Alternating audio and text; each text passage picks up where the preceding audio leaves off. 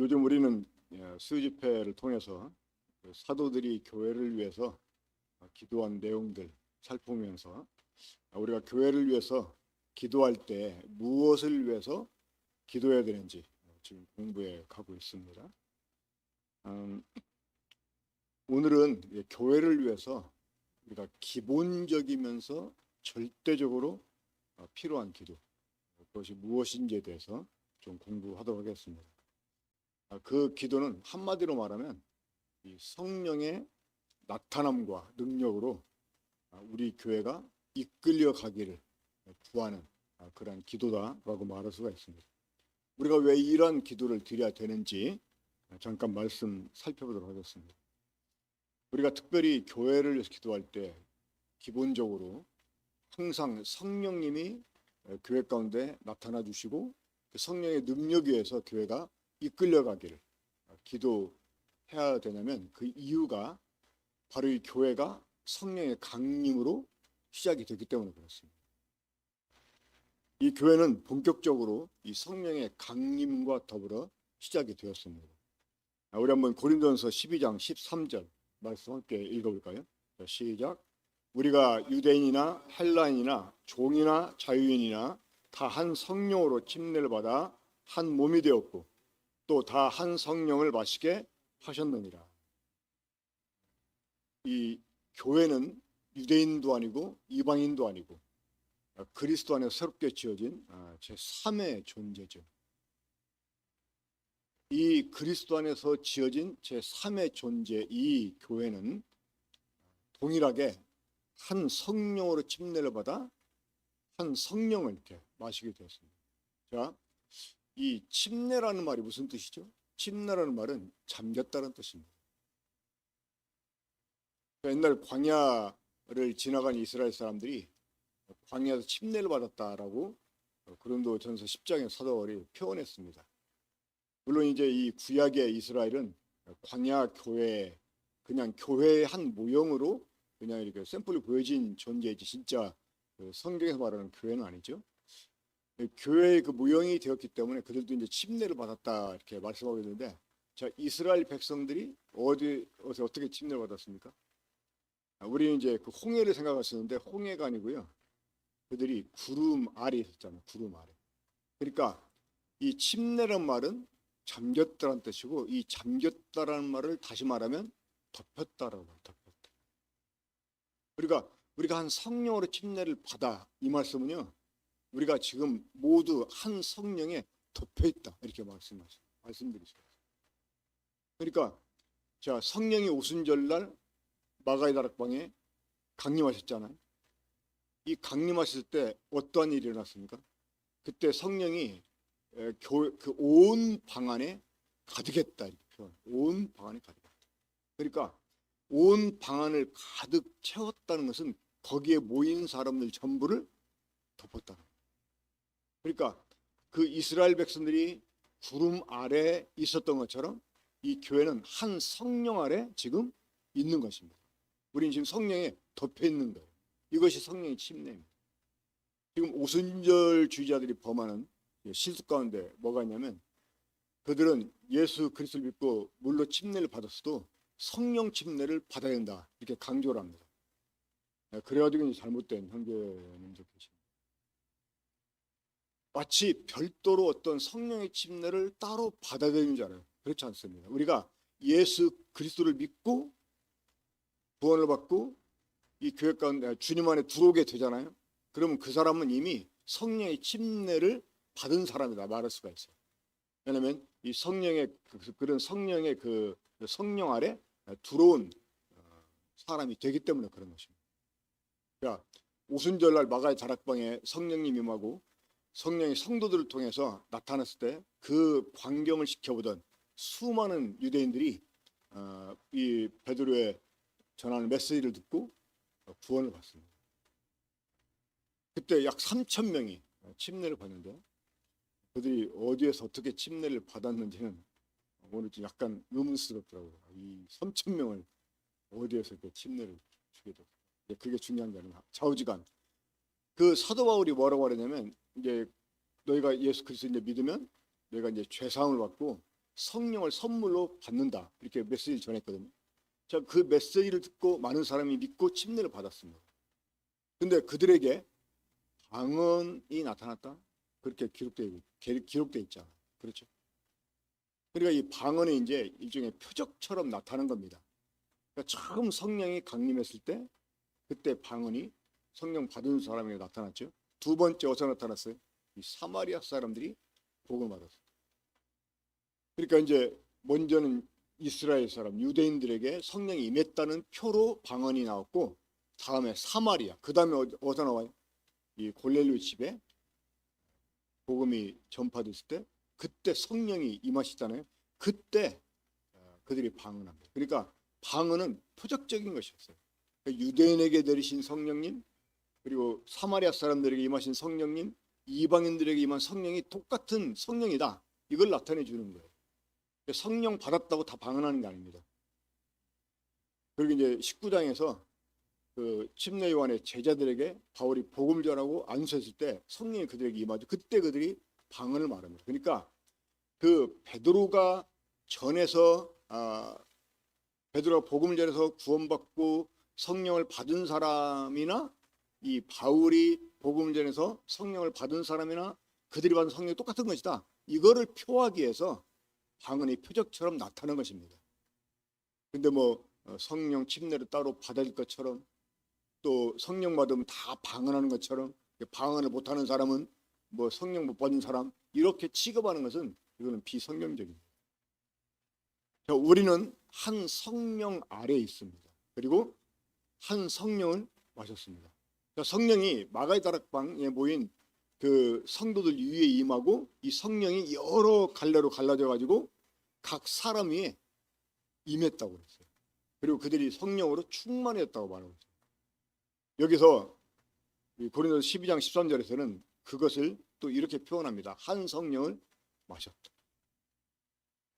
저는 이 교회를 덮은 성령이 성도들에게 스며들었다고 생각이 들어요. 성령이 성도들 안에 스며들어가지고 성도들이 성령으로 충만케 됐다고 이렇게 생각이 듭니다. 자, 에베소 3장 5절 보겠습니다. 에베소 3장 5절 함께 읽죠. 여기도 시작. 이제 그의 거룩한 사도들과 선지자들에게 성령으로 나타내신 것 같이 다른 세대에서는 사람의 아들들에게 알리지 아니하셨으니. 자, 이 성령은 최초로 이 교회가 시작될 때 이 지상에 강림하셨기 때문에 그 전에는 성령이 실제적으로 나타나지는 않았습니다. 그러니까 교회는 성령에 의해서 본격적으로 시작이 됐습니다. 아까도 말씀드렸지만 우리가 성령 강림을 보여주는 사도행전 2장을 보면, 자, 성령은 교회 위에 임하셨고, 그리고 교회를 덮으셨고, 그리고 각 사람 위에 머물러 계시면서 각 사람에게 스며들어서 각 사람을 충만하게 하셨습니다. 그리고 성령은 성도 안에서 역사하시고 이 성령을 통해서 나타났습니다. 우리가 교회를 위해서 기도할 때마다 이 성령과 관련된 기도를 해야 되는 이유, 바로 그것은 이 교회는 성령으로 인해서 본격적으로 시작이 됐기 때문에 그렇습니다. 두 번째 우리가 살펴볼 내용입니다. 교회는 성령 강림으로 시작하기 전에 뭘로 준비가 됐어요? 기도로 준비가 됐다고 하는 것입니다. 이미 성령님은 오셨지만 우리가 여전히 이 성령과 관련해 가지고 기도해야 되는 이유가 여기에 있음을 보게 됩니다. 사도행전 1장 12절부터 14절까지 보면 제자들이 감람원이라 하는 산으로부터 예루살렘에 돌아오니 이 산은 예루살렘에서 가까워 안식일에 가기 알맞은 길이라. 들어가 그들이 요하는 다락방으로 올라가니 베드로, 요한, 야고보, 안드레아와 빌립, 도마와 바돌로메, 마테와 및 알포의 아들 야고보, 셀루딘, 시몬, 야고보의 아들 유다가 다 거기 있어 여자들과 예수의 어머니 마리아와 예수 아우들과 더불어 마음을 같이하여 오로지 기도에 힘쓰다. 그러니까 그 주님이 이제 부활하시고 승천하실 때 제자들에게 그 성령을 기다리라고 말씀하셨는데, 그 이유는 이제 성령이 오셔야지만 교회가 본격적으로 시작이 될 수 있기 때문에 그런 것입니다.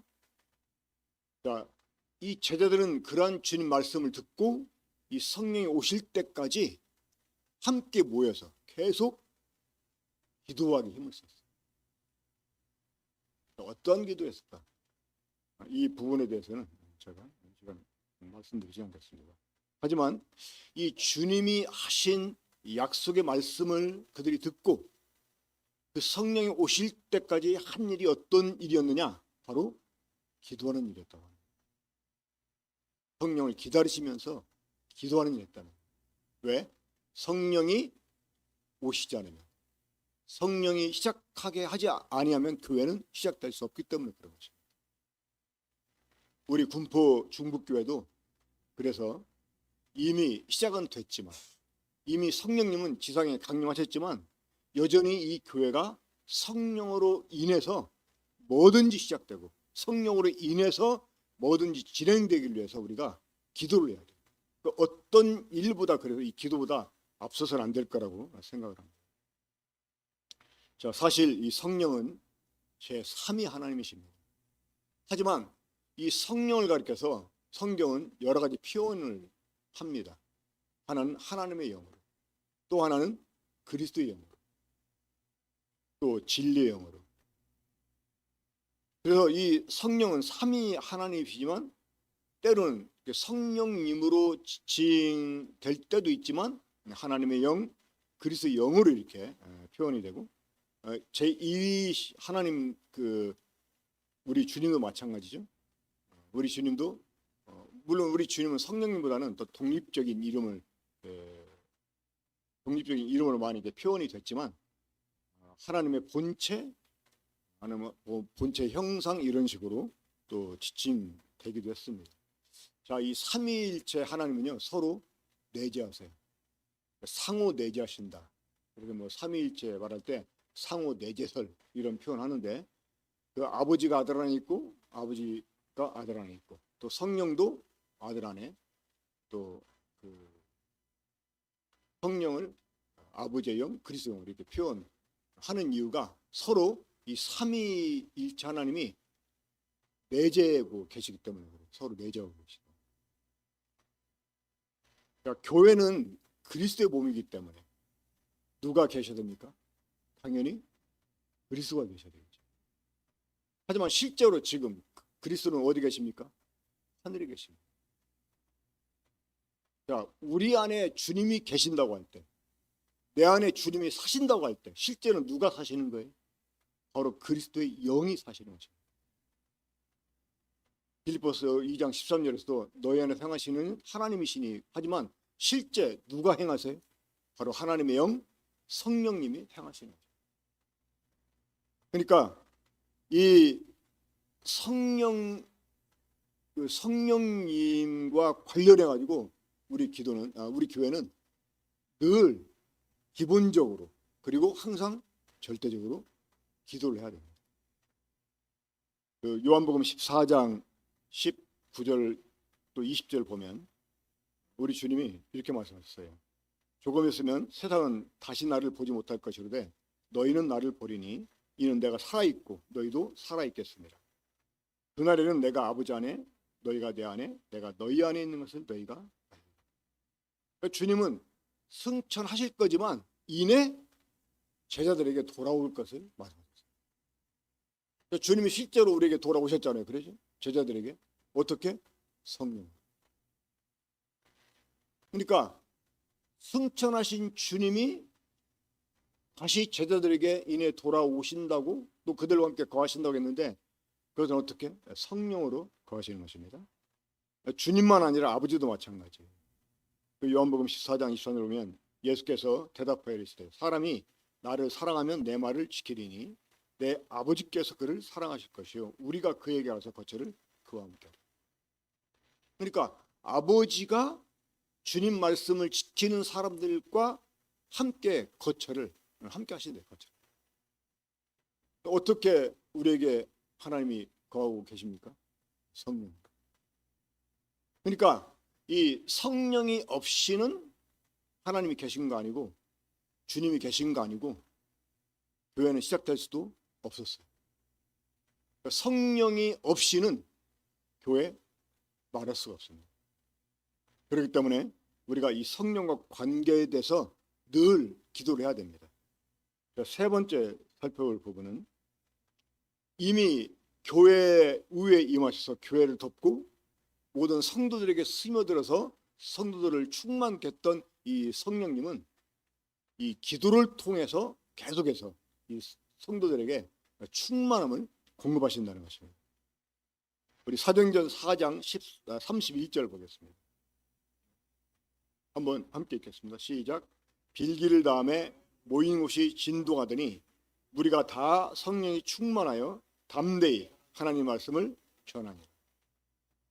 성령의 침례는 단회적이지만 이 성령의 충만은 반복적입니다.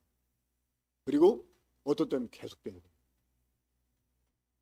어떨 때는 우리 의지와 상관없이 이 성령으로 충만해질 때가 있습니다. 이럴 때는 다른 표현으로 하자면 성령에 사로잡힌다고 말할 수가 있어요. 특별히 이 성령에 사로잡히는 일이 언제 일어나냐면 우리가 전도할 때. 이 사도 바울이 처음 선교를 떠났을 때 배져가는 사람이 있었잖아. 그 사람을 향해서 바울이 탁 전개하는데 그때 바울이 성령으로 충만이라는 표현이 나옵니다. 거기서 말하는 성령의 충만은 바로 성령께 사로잡히는 말하는. 근데 이런 일을 전도하다 보면 종종 경험할 수 있습니다. 진짜 막 내가 말하는 것 같죠. 막 내 안에서 주님이 말씀하는 것을 느낄 수가 있습니다. 그때가 이제 성령께 사로잡힌다고 표현할 수 있는데 그때 이제 성령의 충만함. 자, 이 성령의 충만함 역시 기도로 이어졌다.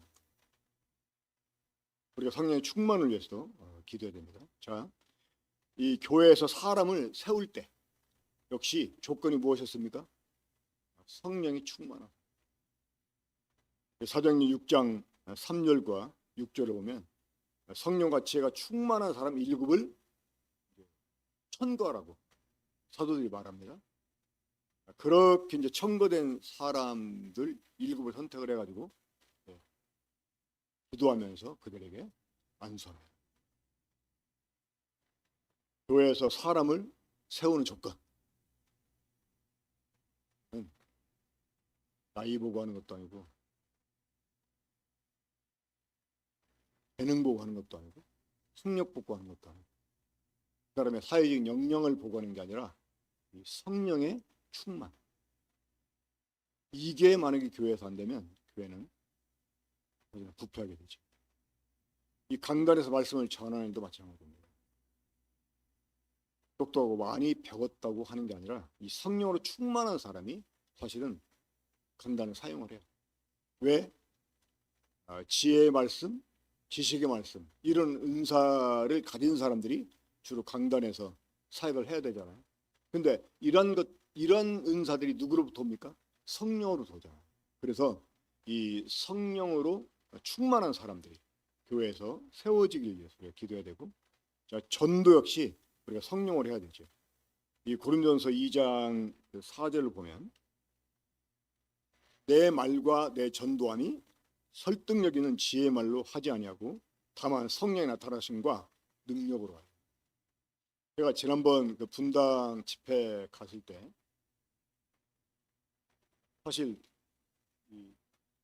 낮에 점심 먹고 낮에 복음을 2번 연속 전한다. 사실은 일반적으로 교회 전집회 루틴이 그렇지 않잖아요. 루틴이 바뀌어도 사실 좀 어색할 수 있는데 말씀을 전하는데 내가 의도한 대로 말씀이 안 되더라고. 근데 반응은 좋았어. 결과가 좋았어.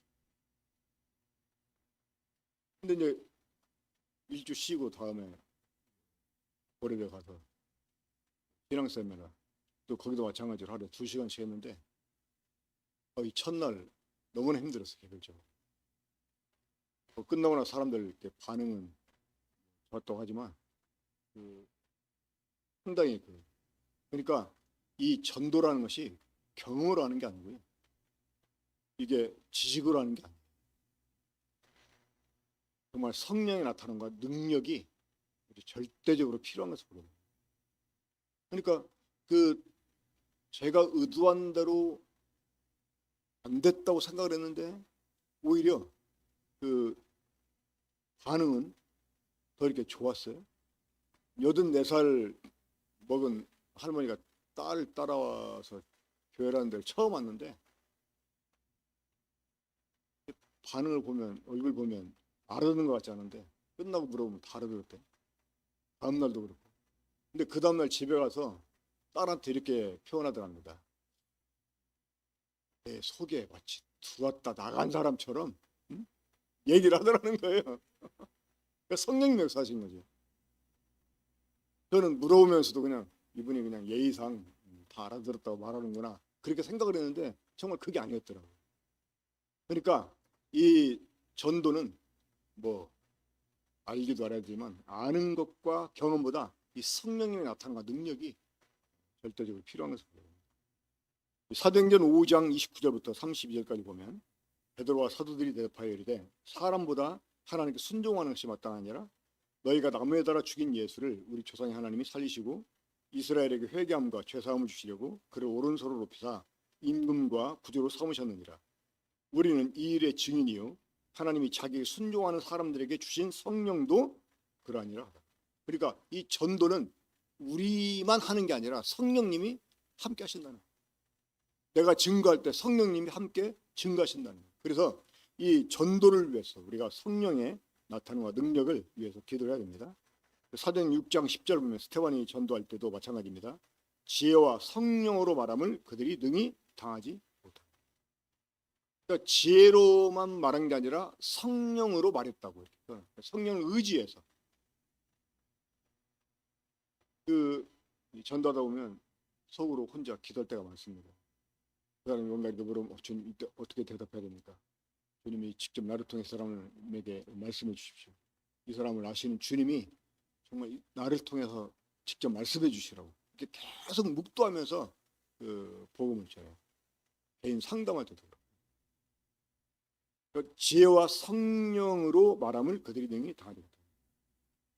그러니까 우리가 전도도 성령으로 되는 거기 때문에 우리가 교회를 위해서 교회 그 전도를 기도할 때도 이 성령과 관련돼서 우리가 기도를 해야 됩니다. 마지막으로 6번째 보면 교회는 성령의 우리말 성경 위로로 진행되었다 이렇게 번역됐는데 위로라는 말보다 권면이라는 말이 사실은 더 뜻이 강합니다. 사도행전 9장 31절 보면 함께 읽어볼까요? 시작. 그리하여 온 유대와 갈릴리와 사마리아 교회가 평안하여 든든히 서가고 주를 경외함과 성령의 위로로 진행하여 수가 더 많아지니라. 네.